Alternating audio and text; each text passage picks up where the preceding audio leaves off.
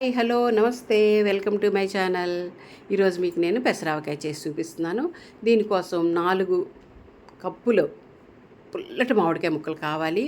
1 cup పెసలు బాగా కడిగి ఆరబెట్టుకొని సన్నని మంట మీద దోరగా వేయించుకోవాలి. వేయించుకోవడంలోనే మీకు టేస్ట్ ఉంటుంది పచ్చడి.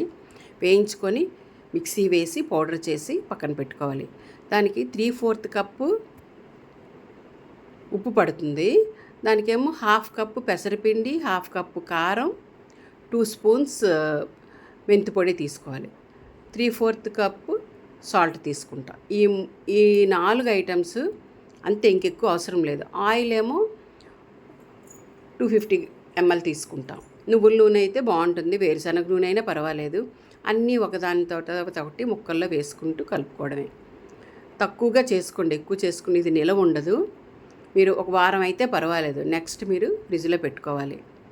బూజు పట్టేస్తుంది. పెసరపప్పు వేస్తున్నాం కదా, పెసలు బూజు పడుతుంది అనమాట, ఉండదు, నిలువ ఉండదు. కానీ టేస్ట్ డిఫరెంట్గా ఉంటుంది. కొంచెం ట్రై చేసుకోండి.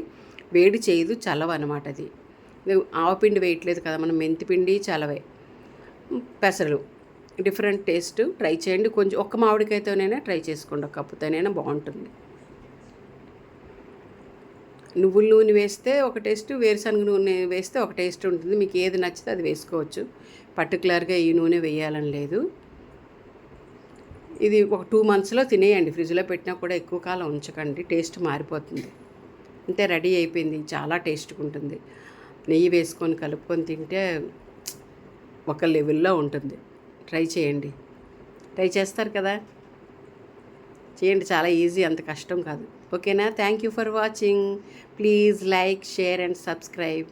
బాయ్.